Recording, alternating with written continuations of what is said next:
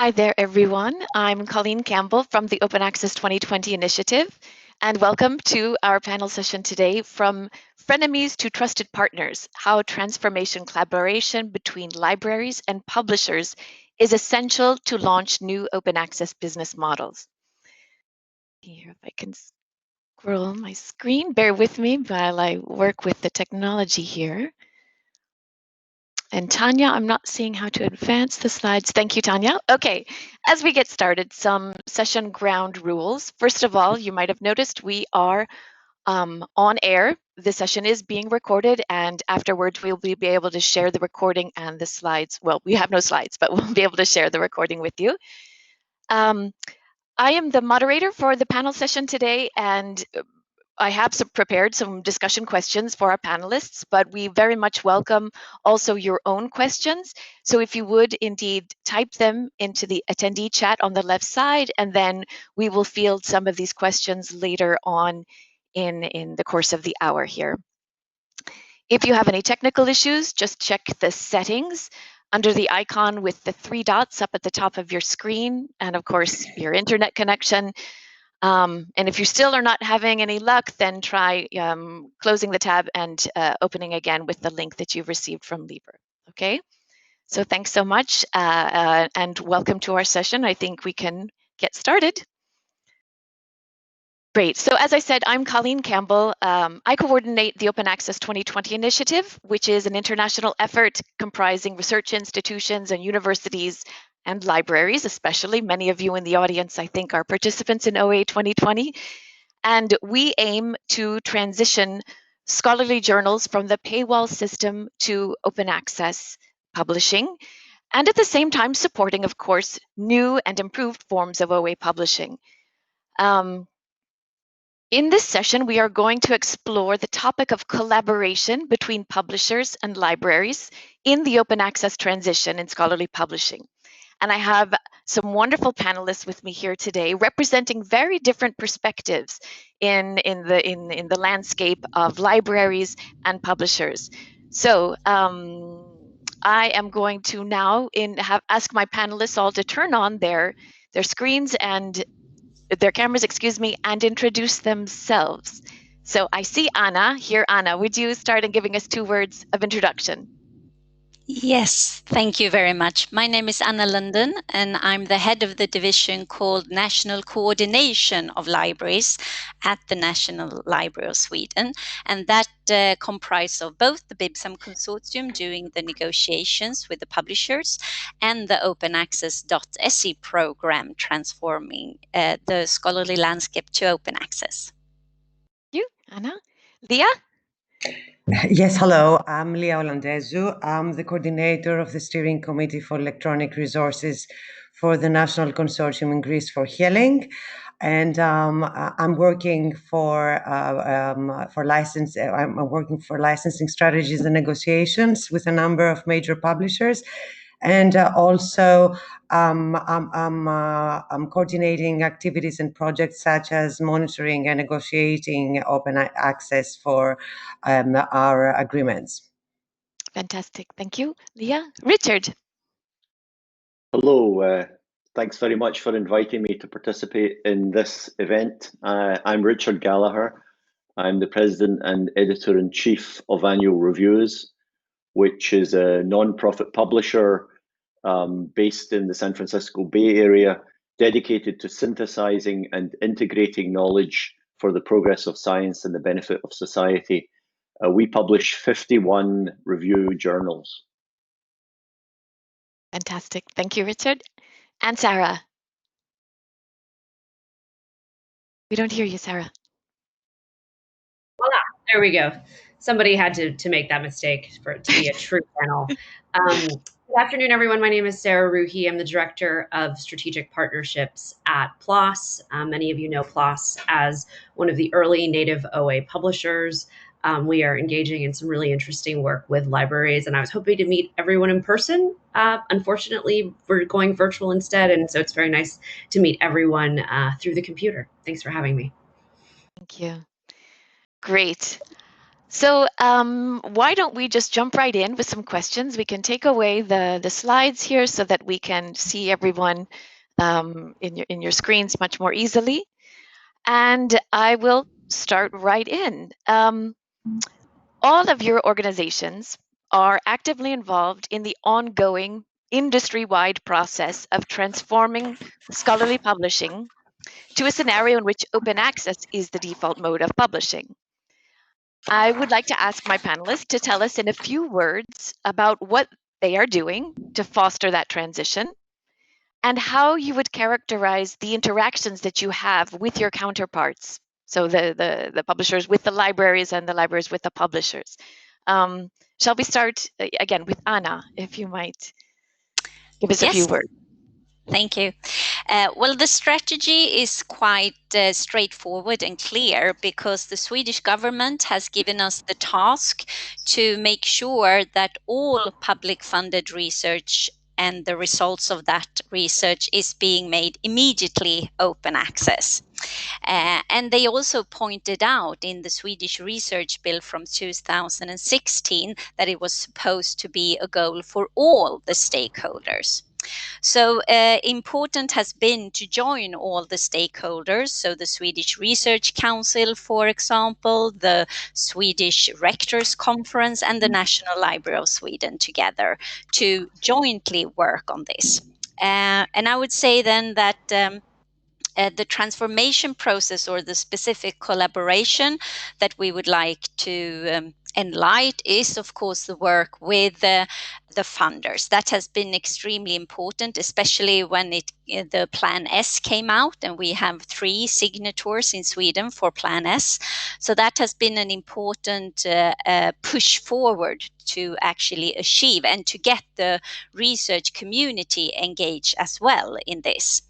From a library perspective, what's been going on is, of course, to lift the open access question to the university level, to make it a university question and not solely a library question.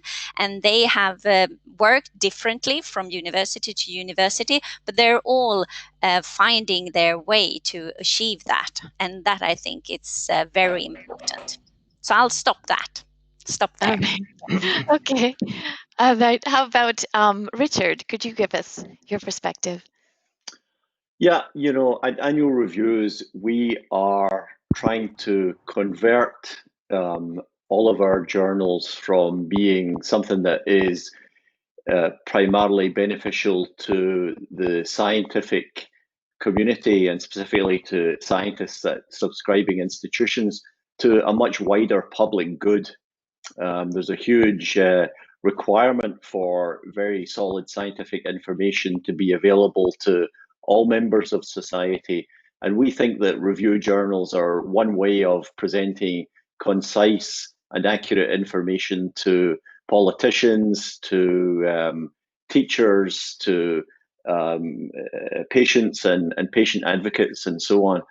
And opening up our journals is part of a 4-step strategy to help annual reviews to fulfill this goal. We are trying to do it in a way that's a little different to other open access publishers or other publishers that are moving to open access. And I don't know if you want me to describe our subscribe to open program at this point or later. Yeah, so please. Subscribe to Open is the approach that we're taking to try to move to open access. And essentially, we're using the current funding, the current subscriber base, and the current mechanisms to try to maintain the level of subscriptions that we already have.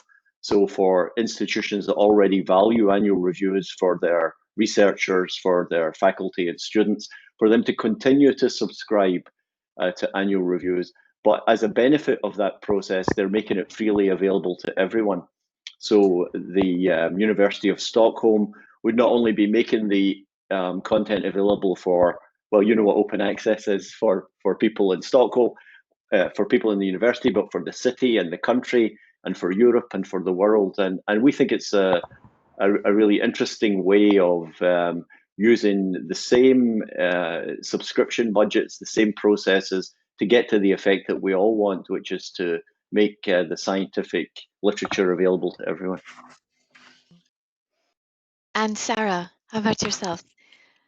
Sure. So PLOS is in an interesting space right now. We obviously have been open access from the start, and with the rapid transition to new business models post Plan S, we feel as a native OA publisher that there's a real imperative to be engaging with libraries early and often, especially as transformative agreements right now run the risk of sucking the oxygen out of the room in terms of the effort, the time, the resources they require. And so we've been really overwhelmed by the support from the global library community in terms of engaging with partnerships with PLOS, looking at new business models. We too will be we're in the process of launching a new business model based on collective action, which a number of the librarians probably joining us today have already heard me discuss, that I can go into a little bit of detail later. But the partnership with libraries has always made sense in terms of mission alignment and recognizing the importance of open access.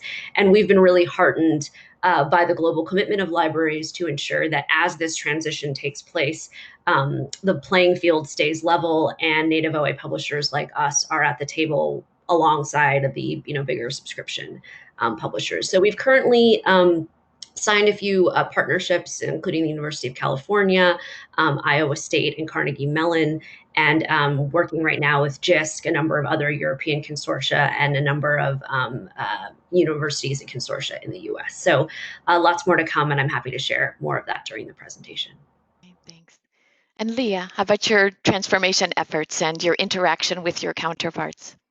Yes, the open access transformation in Greece started really all of a sudden back 3 years ago. So it was really important for us to engage as many people as possible, even from the government or from the libraries or even from the publishers, about our mission to the open access. So what we're doing right now is we are trying to establish a policy on an open science policy on national level, and we hope to have this before the end of the year. And this will put even more transparency and effectiveness in our job. And what we are really worried about, and our main concerns we are seeing right now, is how we can possibly engage our funders to this transition, to this transformation, the open access transformation. And of course, how can we raise the awareness between our researchers, because we understand that in some cases there are, let's say, not reluctant, but they don't want to see all this transition from subscription to open access. Interesting. Okay. All right. I'm going to park. I've taken away funders and researchers, and we might come back to that in a moment. But I wanted to dig right into the business models to start off with. So focusing on OA business models and taking example from PLOS and annual reviews. On the one hand, at least historically, we have had an article-based open access publishing model, so article processing charges at PLOS, and on the other, we have the model based on a block payment in the subscribe to open model. Now, considering that there is demand for more transparency in the open access publishing market, and we've seen recently Coalition S proposing the different service and price transparency frameworks. My question to you is, what are the advantages and disadvantages of each of these models, the article-based economy and the block payment in the context of transparency? So, Sara, would you like to start there? Sure. Transparency is such a challenge on a lot of different levels. PLOS has been doing a lot to unpick the strands that can be really complicated here. But certainly, PLOS has been an article-based publishing charge, micropayments per article level from day one. We're eager to explore other models in addition to APCs, not because we have any inherent problem with APCs, but we recognize that they are not as inclusive as we'd like business models to be. If costs are going to shift to authors, there are going to be demographies, geographies, and fields that can never bear that burden. So we think it's really important to have a mix of models available to allow folks to publish open access without necessarily bearing the burden of managing the payment process. So in terms of transparency, I was on another webinar actually the other day where we were just talking about this, the use of unsub. A lot of folks are using that now to kind of get a handle on what their spend around APCs is, and it's really complicated. And so one of the things we're doing is when we engage with a bid or a deal or any institution, the first piece of data we provide are all of the publications that we have identified as affiliated with a corresponding author from those institutions in 2016 to 2019. All of the spend that we logged as a function of those articles, and then all of the waiver fees and sort of the invisible money that kind of gets lost because it's tracked through waivers, it's through discounts, it's things like that are hard to see if you just take the number of articles and multiply them by the APCs. And then we're really transparent with libraries when we say the submission system that handles the publishing and the finance system, which handles the invoicing, don't necessarily talk to each other. So if you try to do the math here, things aren't always going to land one-to-one, but we're trying to provide as much information as we can.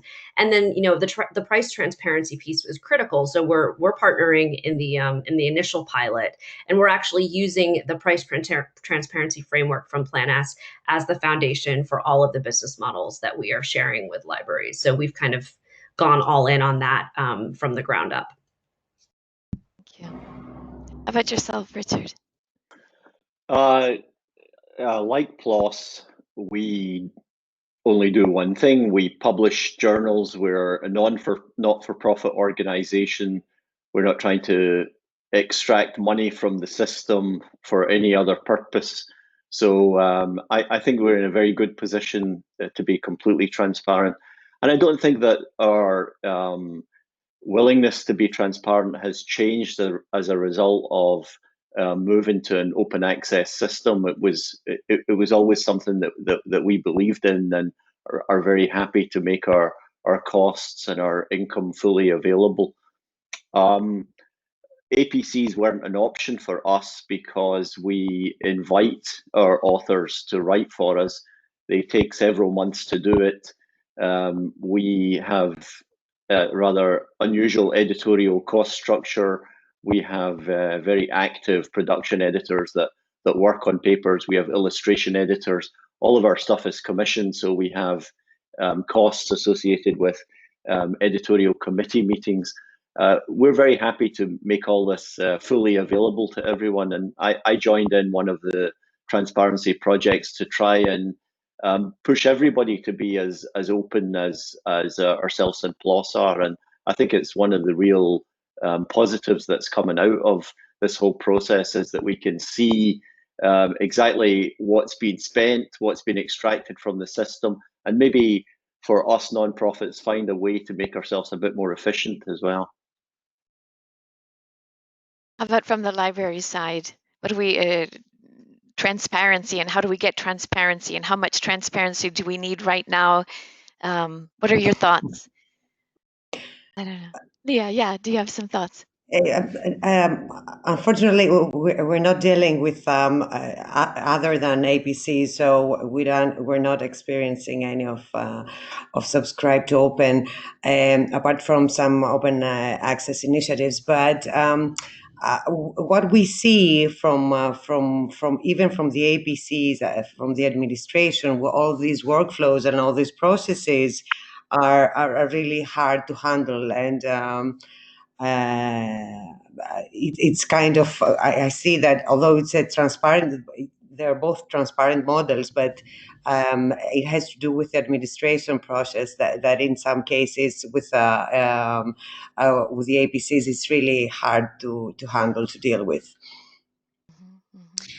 Yes, and I think that transparency is what we all want, but the complexity is very large in this area, and we have a long inheritance of very customized price model from country to country with publisher to publisher. So we have to acknowledge that it's a big step both from a library consortia perspective and for the publisher, but we need to strive for that. And the easier we can make these models, the more transparent, of course, but also to make them easier. I know that one size fits all, we won't achieve that, but it is really an important goal because we are dealing with very complex model. And I think to sit down and have these kind of panel discussion, but also concrete workshops to talk about business models and not let all the 100 publishers come up with their own to present to us as consortia is very important to minimize our future workload. Okay, very interesting. I'm going to move on to another topic in terms of transition. I don't know if you all saw the announcement. The Institution of Engineering and Technology, the IET, recently announced that it will transition its entire hybrid subscription journal portfolio to a full open access gold model through a publishing partnership with Wiley beginning in January. So a very immediate transition to fully open access. And to my knowledge, this is the first time that a scholarly society has made such a bold move toward openness. And my question is, what does such a move mean for other publishers and for libraries? This jump, feet first into open access. I don't know, Anna, would you like to start? Just going back around the other way.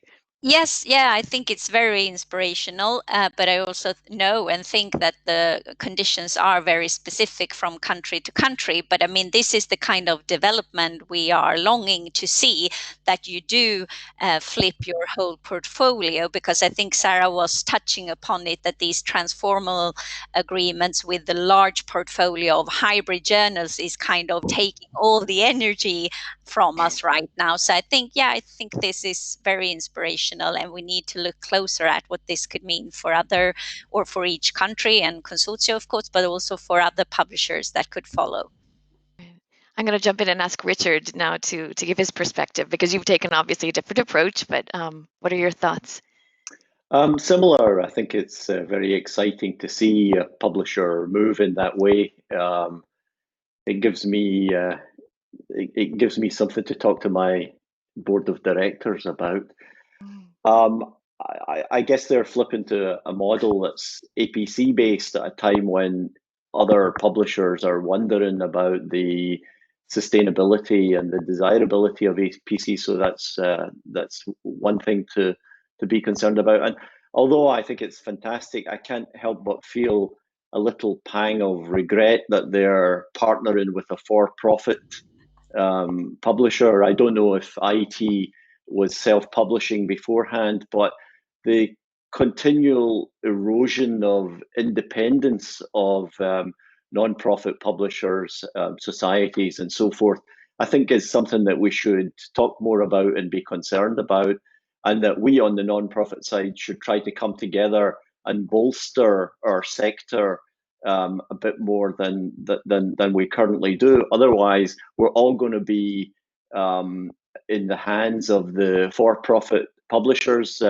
There's good things about that, and I think there's some things to worry about that as well. Right. Sara, did you want to add something? Yeah, sorry, I was just wrapping up a tweet to summarize and sort of put my take in there as well. Yeah, I give IET so much credit for making that choice. I know since Plan Ask, particularly for societies, there has been so much heartburn about how to make this transition in a way that makes sense for the interests of the society, that is sustainable for the journals. So many considerations to take into account to make that flip. And obviously, I'm sure they weighed that and many other things into that decision. And the reality is, most likely the reason they had to go with a commercial partner was that was the only way to probably sustainably make this transition work in the long term. And that is fundamentally the concern that I think all of us have about this rush to a totally new paradigm focused on open access, and this fear of there's a deadline hanging over us by which we need to have completed this transition. So let's all scramble. And in so doing, it's great that they're making the switch, but they're doubling down on a model that has challenges. Some of the diversity of the ecosystem is eroded, as Richard said, because now we have that business is being managed by a commercial publisher. And what then further flexibility do they have to innovate or experiment with other models going down the road? I have no idea. So, the fact that they embraced the imperative and went all in is so laudable, and I hope more societies do the same. But we have to recognize the costs of making that kind of choice. And do we want to look back 5 years from now and say, wow, we had a really diverse publishing ecosystem and it's consolidated now into a small number of commercial publishers because of the way we pushed the transition? That's the concern I have. Leah, did you have anything you wanted to add? Yes, I would say that this move is a really competitive move, and but I'm a little bit concerned about the pace of these moves. I mean, from a scholarly society moving to totally open access, how long will it take for other societies to join this kind of move? So I think it's quite competitive, but I don't know if it takes forever for other societies to follow this transition. I have to ask, I mean, do you libraries, are you ready for this transition? If we see more and more society publishers jumping in, are the libraries ready to manage this transition on behalf of their researchers, or I what think do you that think? libraries are adapting really easily. Mhm. Yeah. Yeah. If I can jump in, I mean, I think one of what we're hearing a lot is that the libraries and a lot of the consortia don't have the data to evaluate these agreements in the way that they'd like. I mean, not everyone is the UC, right, in terms of having this infrastructure that can not only clean up data but model it. And then just the bodies required to engage in these kinds of negotiations. If the European consortia are really robust in terms of their administrative infrastructure in a lot of cases, but certainly in North America, a big consortia may have 2 full-time people administrating it. And so I think there's just, do we have enough people to do the work is a challenge as well, from what I'm hearing as well. Yeah, I think from a library perspective, they're all interested in the societies, but of course, from a consortia perspective, we maybe didn't even have an agreement on the subscription part previously with these smaller societies. So it's not that easy to take up 10 to 20 of them per year. No, that's true. That readiness is not there. And of course, the data is lacking. Which is another benefit, right? I think for IET is that negotiation will now be part of a Wiley negotiation, which may have been in a relationship that they wouldn't have been able to get with you, right? When it was just IET. Exactly. Right. Okay, I see. So we've got some questions coming in, and I will launch one more question for the group, and then I'll take a question from the audience. Also, because maybe it pushes a little bit beyond what we're talking about right now, and that is, so I'm hearing alignment between the libraries and nonprofit publishers, right? But actually, there are some open access advocates who would prefer a scenario that is fully dominated by non-transactional open access journals or platforms, meaning no direct costs to readers to read or to authors to publish. And so for something like a community-owned platform. And so my question to the group is, what challenges or opportunities do you see in seeking to create such a scenario? Well, if I may start, I think Sure. this is the big challenge to change the merit and allocation system, which is so tightly closed or is so closely tied to the journal and sometimes even the impact factor of the journals, although we avoid that. But I think we're getting closer and closer with universities signing the DORA Declaration and funders signing the DORA Declaration. So that's an important step. And I think we need research-driven platform that has not been, engineered by us, the administrators of this, but coming from the research community themselves, saying this is what research dissemination should look like if we started it today. Those kind of initiative, I think, is very important. But it is a challenge with the merit system to change it, and especially for the younger researcher. I think that's why the Young Academy responded so forcefully against the Plan S in the beginning, and we needed to take measures to account for the young researchers. Anyone else like to comment that? Yeah, Richard. I would say in our case, we absolutely are already a community operation. Annual reviews is run by scientists for scientists. The staff is really there to provide the support for the editorial committees and to make the products available.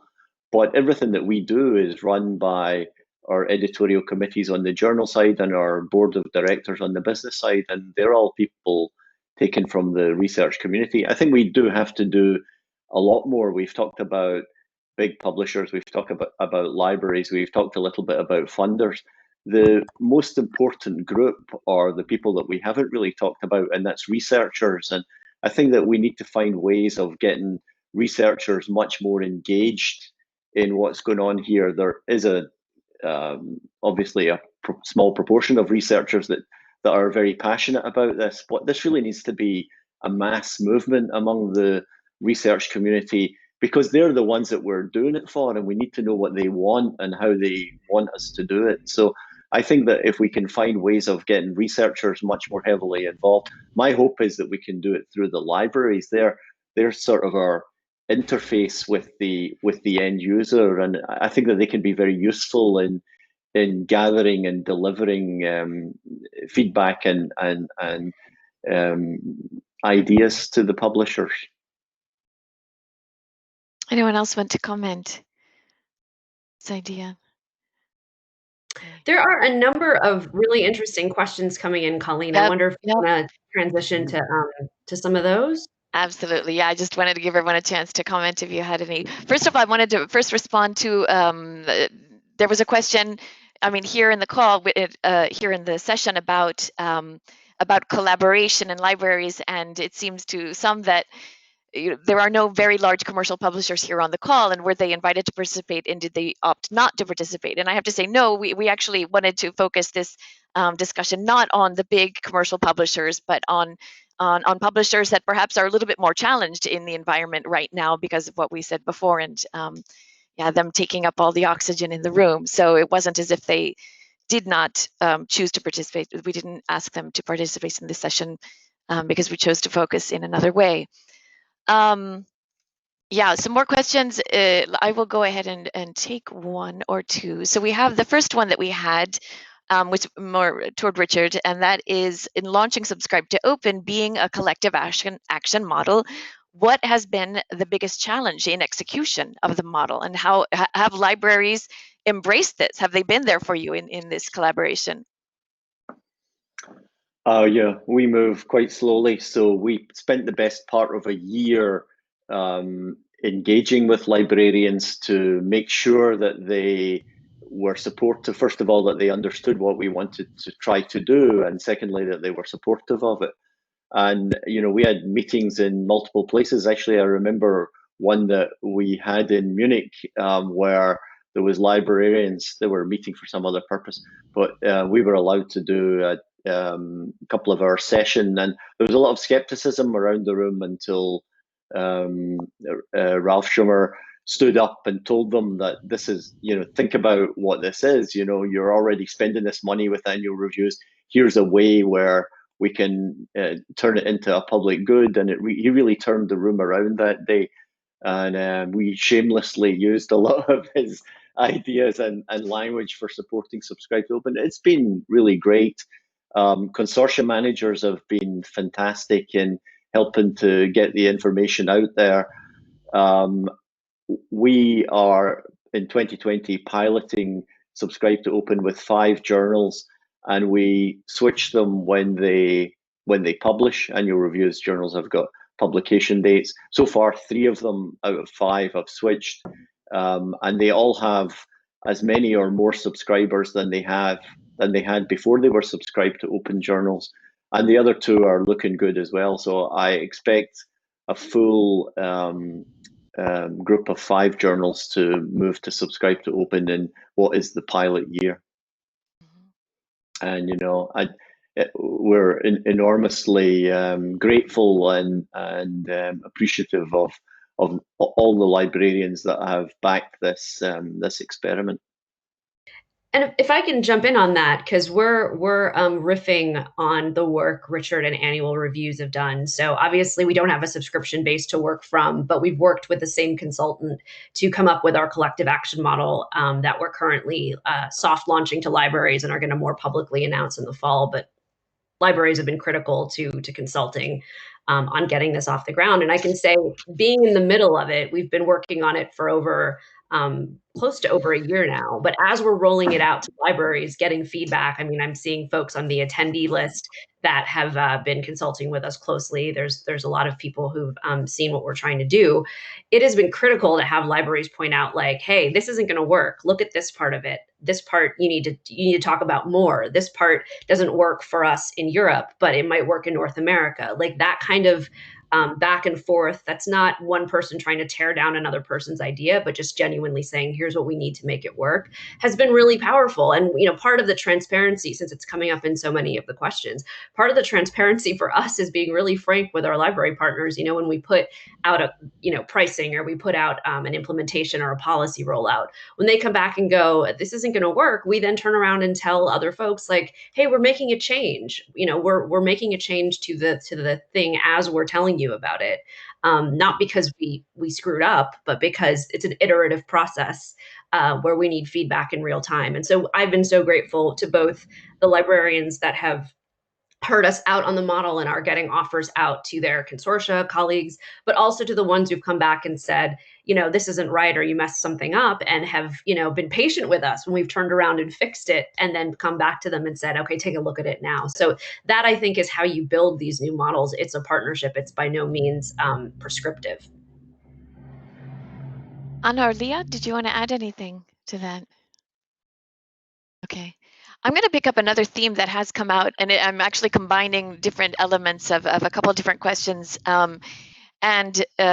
I want to actually start with a comment that Richard had made to me in an email beforehand, and that is, I don't know how many of you participated in or were fully aware of the initiative on June 10th, the hashtag Shutdown Academia and hashtag Shutdown STEM initiatives that highlighted the need for all stakeholders to take responsibility for introducing racial equality and, dare we say, even social justice in scholarly publishing.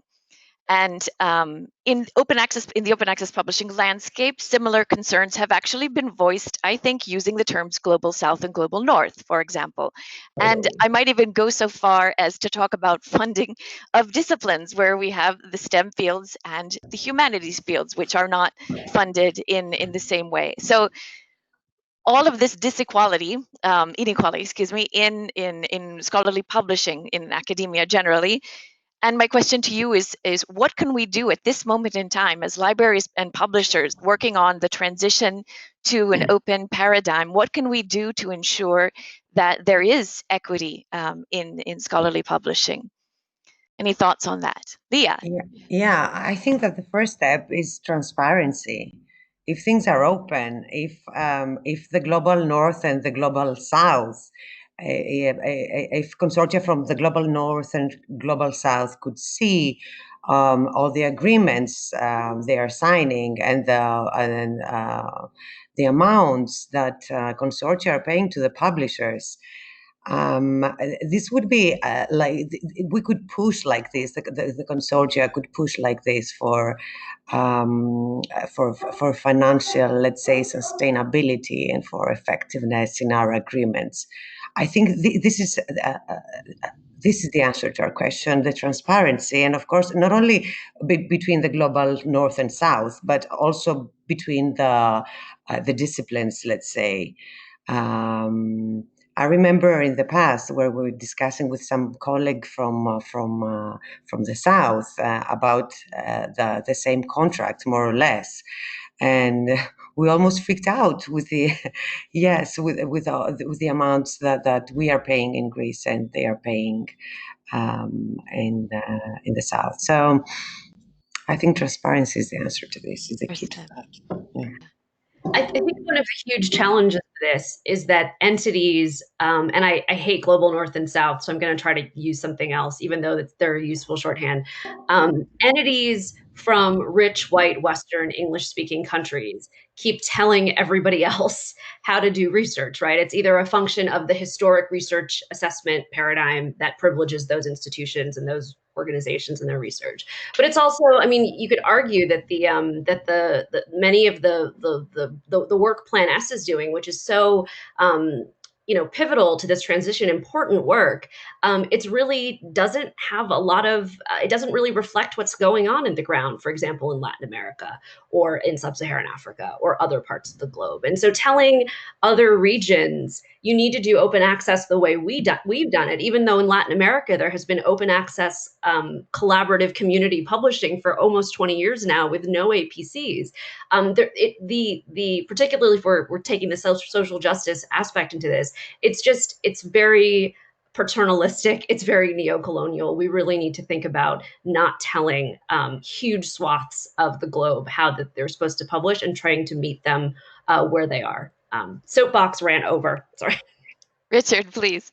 Yeah, I've agreed with both of the previous speakers. I just wanted to mention something that one of our committees in Environment and Resources has been planning to do. And that was that we have editorial committees that are 10 people. And that committee has one representative from Malaysia, and otherwise the representatives are all from the rich white Western countries. But the leaders of that journal have made a commitment to double the size of the committee to include full global representation. And there's a couple of reasons for that. The main one being that the environmental and resources situation in the world, as viewed from poorer parts of the globe, are very much different to what they are when they're viewed from North America or Europe. And we want better scholarship, essentially. So including representatives of the developing world, if I can call it that, is not only fairer, it also gives us actually better science, better representation in some subjects. So I think that it's very important to look at access and open access, but we also have to look at how we equalize representation and the particular priorities that scientists in other parts of the world may have that don't match ours or that complement ours. Anna, did you want to add anything?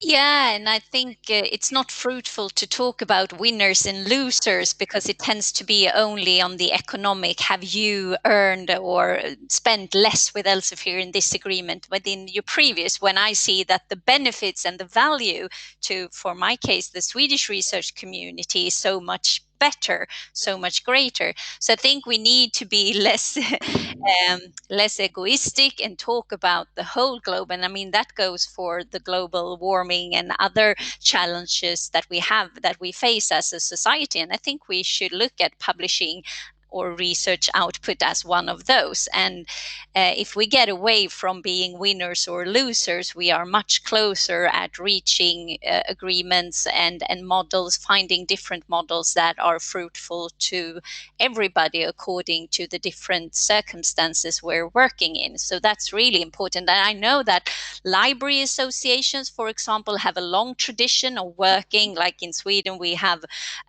exchanges with Kenya, but I haven't seen that in the open access world. So that is maybe something to take up and see what could we do, joining forces with those that we normally not collaborate with. Other follow-up comments. I'm going to pull another while I'm looking for another comment from the question. I'll just add something while you're looking for another comment, Colleen. I think the other thing publishers really have to do is some, heavy sort of personal reflection internally within their organizations around, what they mean by quality. I think the recent MDPI snafu of hey, we're only going to take Western researchers from prominent institutions. Oh, wait a minute, sorry, we meant high quality researchers, was saying the quiet part out loud in a very, he didn't think there's systemic bias in publishing, that was a real case of it.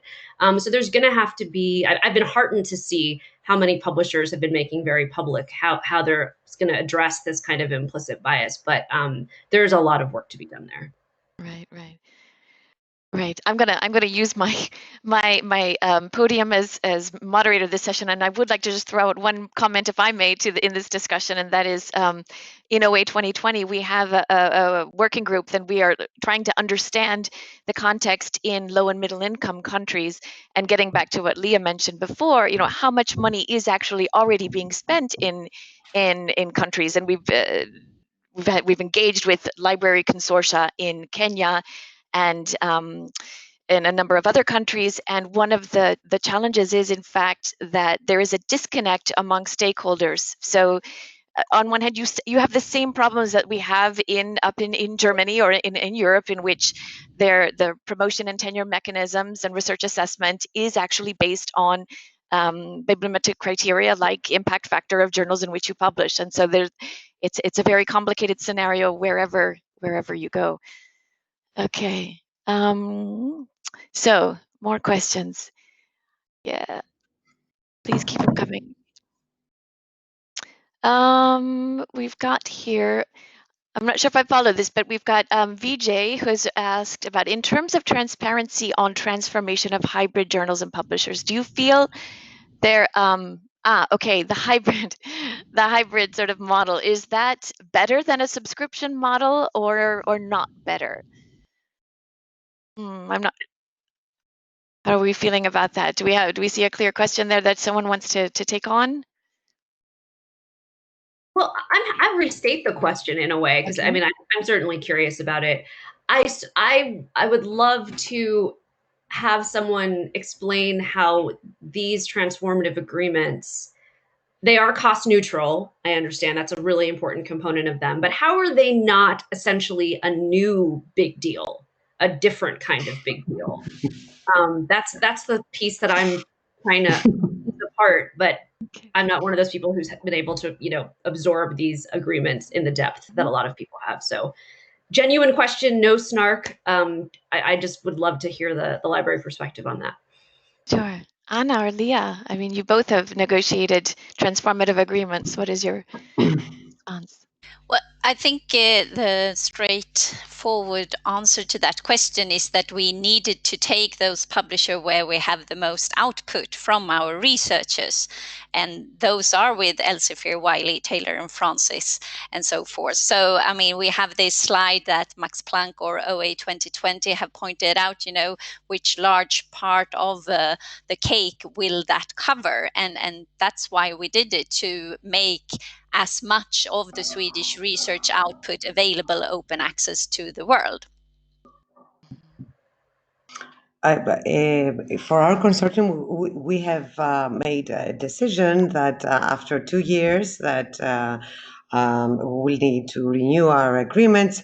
We are only moving to open access agreements. Either read and publish or anything but open access, not subscription agreements. Of course, it's really important for us to consider all the research output from the publishers, and the most important is the sustainability of the agreements. But we realize that this could be sustainable after 2 years. So next time, Richard, you wanted to add something? Well, yeah, I was sort of triggered by Anna's description of it as a cake, and Sarah talking about new big deals. From the point of view of a small non-profit publisher, it often feels like we're fighting over the crumbs that are left on the table when these big deals have been solved. What would really be incredibly helpful, and I see people are interested in supporting non-profit publishers, is to elevate us to think of us on equal terms, or maybe even think about where you want to, what you want to support before you consider just what's the biggest deal on the table, especially with the economic, which I'm sure you're going to ask about, the economic hardships that all libraries are facing and it's going to get considerably worse in the foreseeable future. I think there's a huge onus on librarians to make decisions that support their long-term goals here. Right. On that, I mean, we're closing up. We've got just 10 minutes left, but since you raised that topic, I mean, with the COVID-19 pandemic and the economic fallout that we will all be perceiving very soon, how do you feel? What is that going to do with our transformative efforts? What is that? How is that making you feel right now in terms of you launching your new business models, or yeah, looking for other collaborations to advance openness in scholarly publishing? Well, for us, it's been really interesting because, once COVID hit the way it hit, my heart just kind of fell. I was like, oh, we're trying something new. Like, this is not the year for experimentation, particularly if you're asking libraries for new money, which PLOS is as a native OA publisher. And I have been overwhelmed how many libraries have come back and said, this year is going to be really tight, but this is important. The model itself makes sense to us, it's transparent, but more importantly, we think it's really important to communicate to the marketplace that with the limited funds we have, we want to put them in this direction. And that has been, that said, they then have to go forth and find that money. And depending on the institution, it could be a relatively small amount. It could be quite high depending on the organization. But I've been really impressed how the current crisis has in some ways sharpened the imperative to make really good decisions, despite knowing that the pot from which to draw that money is going to be smaller than ever. So I really commend the libraries that are being courageous in that way. It's been very heartening for us. I'll let you know how it looks at the end of the year. Yeah, but I think the COVID-19 crisis has shown us that digital transformation is actually happening right now, and how much better it would have been if we would already have reached our goal with open access and open science. As I mean, we could have saved a lot of lives in that. So I think we have this push moving forward to do good things for the society. So I hope that, as you explained, Sara, that there will be more initiatives and more willingness to do that, because we have had the knife against our throat and had to come up with new solutions very, very quickly. And we are able to do that. So we just need to have that sense of urgency all the time. But I also think that this transitional period, that it will end. I mean, before we've always said, yeah, we will reach 100% open access, within 10 or 20 years or whatever. OA 2020 sounded really far away when it started. But now we have a much more close deadline where we need to have changed the system. So I hope that this has given us the push we needed. I would really like to hear from Leah on this, because she's lived through economic crisis before, and I think she probably has some clear perspective. Yeah, what are your thoughts? I think that a big fear is if we have to invest our funding in, let's say, equipment rather than services, and of course this will affect everything that all the electronic content, all the agreements, and of course all the transition to open access. If we need to shift to the funding from electronic to, let's say, equipment to support exams, to support e-learning, and to support other services rather than the library consortia services. Richard, did you want to? Yeah, no, I think that there's a requirement for an acceleration now, and we've seen from the experience of COVID that it's possible to take at least sections of the scientific literature and just say, okay, it's open. In facing, we had a fairly steady plan to progress our subscribe to open strategy, taking care at each step to make sure it was sustainable and so on. That's really thrown away with the economic impact that COVID is going to have. And we can either take a very conservative approach and say, we can't risk things at the moment, or we could say there's a real opportunity here for something transformational, and we could take a huge bite and maybe even move all of our titles to subscribe to open. That would be an incredible risk, I think, for us. But there are also risks associated with not trying it. And when you see the benefit that we and other publishers have seen in terms of usage, it's beneficial for everyone. It's beneficial for authors. It's beneficial for funders, I think. It's clearly beneficial for readers. So we have to be brave, I think, and try to move things forward quickly. But at least in our case, that's going to be only in cooperation with the libraries. So I think that they hold the key at the moment. Librarians are going to decide in the next year what they want the future of open access publishing to look like by deciding where they're going to place their funds. And we can only try to influence them and hope that they'll make decisions that are supportive of open access in non-profit publishing. I think we are really up toward the very end here, and I just wanted to have a round of final comments on. I mean, we didn't actually say this, that there was a lack of trust in the landscape right now, but I think that's obvious to everyone, right? There is a lack of trust, and we can all probably imagine what are the causes for that lack of trust. And so my question now to my panelists in some final thoughts on what can we do to rebuild that trust to sustainably transition scholarly publishing to open access and create a system that is open and inclusive. So who would like to start there? I'll start. Oh, sorry, go ahead. No, please. I was going to say, I think on the part of both, libraries and publishers, I think there's got to be a willingness to engage in good faith to a certain degree.